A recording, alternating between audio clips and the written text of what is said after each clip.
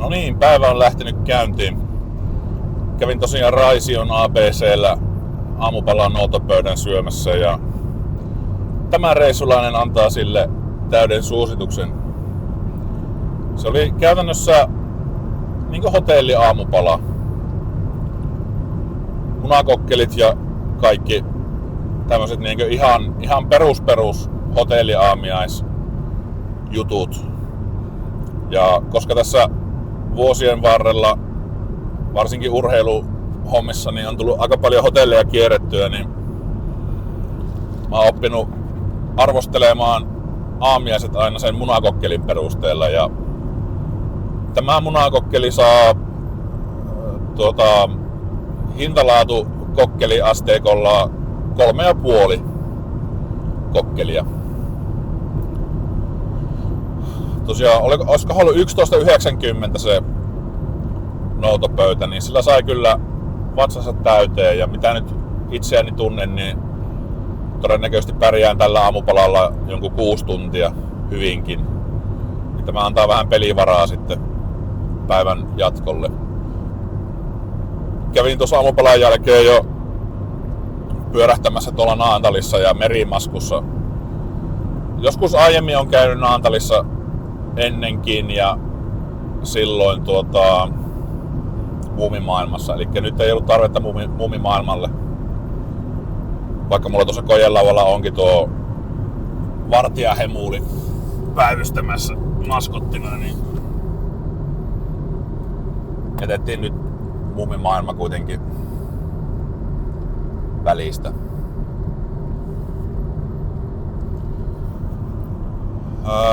Nyt mä oon taas moottoritiellä ja suuntana Rauma. Hienoja nuo maisemat on tuolla. Se oli osa Saariston rengasreittiä, mitä mä kävin pyörähtämässä, mutta Naantalissa ei ollut vielä oikein tähän aikaan ihmisiäkään liikkeellä ja kaikki pysäköinnit oli maksullisia ja liikennejärjestelyt hankalia, niin jatketaan nyt matkaa sitten Raumalle ja katsotaan mitä sieltä löytyy. No niin, käväsin tuossa Mynämäen kirkossa, keskiaikainen hieno puukattoinen kirkko. Tuli pari vuotta sitten käytyä siinä edellisen kerran, mutta nyt kävin sitten vähän vielä ajan kanssa. Siellä on hieno Henrik Flemingin semmonen hautamonumentti, hän on myös haudattu sinne.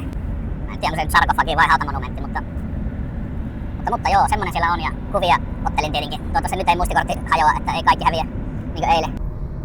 Juttelin siinä sitten itse asiassa varmaan puolisen tuntia kirkon työntekijä, en tiedä oliko suntio vai kappalainen vai mikä oli tämmönen suunnilleen minun ikäinen naishenkilö. Niin juteltiin sitten kirkkohistoriasta ja puukattoisista kirkoista ja miten ne on palannut viime aikoina. Ja myös Pohjois-Euroopan muista hienoista kirkoista, mitä Pohjois-Suomessa ja Norjassa on. Ja lisäksi puhuttiin sitten sukuhistoriasta samalla, että miten sukuhistorian tutkiminen voi eheyttää omaa identiteettiä. Mahtavat keskusteluaiheet, mutta mukava välillä jutella muullekin kuin tälle kameralle vaan, niin ehkä sen takia oli semmoinen suuri keskustelun tarve. Ja hän oli hyvin kiinnostunut pohjoisen alueen paikoista ja puhuttiin siitä, että miten siihen omaan asualueeseen vähän niin kuin tylsistyy sillä lailla, että ei tavallaan semmoisia hienoja asioita, mitä muut arvostaa, niin niitä ei sitten ala itse sillä lailla pitämään oikein paljon minään. Ja sitten kun lähtee käymään jossakin muualla, niin kaikki tuntuu niin hienolta ja ihmeelliseltä. Semmostahan se on. Mutta nyt mä ajattelin lähteä sitten Kustaviin. Sain siitä suosituksen, niin lähden siellä käymään. Alun perin se oli mulla reissulistalla, mutta siellä on yksi semmonen hieno käsityöläisputiikki, niin se on nyt kiinni. Se on vasta huomenna auki. Että sen takia mä alun perin hylkäsin vähän tuon ajatuksen, mutta lähdetään nyt kuitenkin käymään. Siellä on hieno uimaranta ja hieno kirkkokin kuulemma. Niin lähdetään käymään. Pikku koukkaus, mutta tässä ei ole mitään muuta kuin aikaa, niin tutkitaan. Iltaa ja terveisiä perseestä. Eli siis Verson perseestä. Joo, mä olin aamulla kuvannut yhden pikku videopätkän ja ei ollut mikki päällä, joten ei ääniraitaa. Voitaisiin sieltä vähän aloittaa.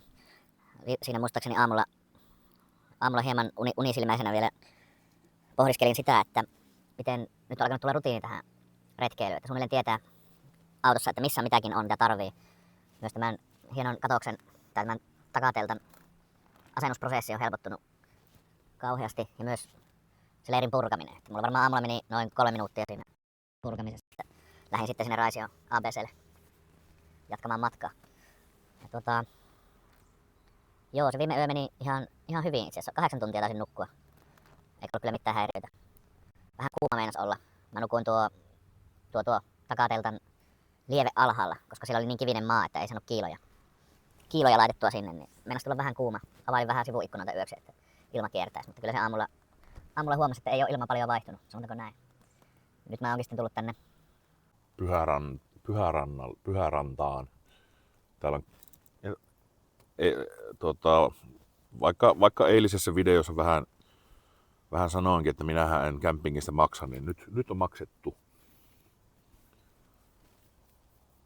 Ihan tavallaan silläkin lailla, että tämähän oli muuten virallisesti mun ensimmäinen lomapäivä tämä maanantai. Että aiemmin oli vähän niin kuin vapaapäivillä liikenteessä, niin. Ja nyt on myös ensimmäinen päivä, kun ei ole ollut mitään semmoista pakollista aikataulua. Niin siinä aamupäivällä tuli semmoinen hetken tyhjyyden tunne jopa, että mille tässä alkaa. Ja vähän meni semmoisiin ajeluksi sitten. Ajelin ilman navigaattoriakin välillä sitä siellä tosiaan. Mä kävin Taivassaloon ja Merimasku. Kävin siellä vaan pyörähtämässä, mutta oli vähän semmoinen jatkoin sitten matkaa. Siinä vaiheessa vielä ajattelin, että ajelen Raumalle, mutta sitten löysinkin tai tajusin, että käyn siellä paikassa, jonka nimeä nyt en muista, niin kävin siellä sitten uimassa ja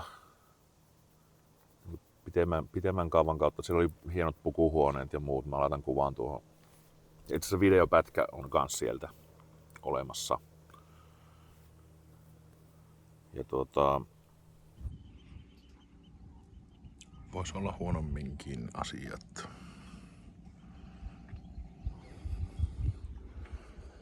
Siitä jatkoi sitten Uuteenkaupunkiin ja Uudessa kaupungissa pyöriskelin erilaisilla kirputoreilla ja antiikkimyymälöissä ja kävin sitten kahvilla myös pitemmän kaavan kautta.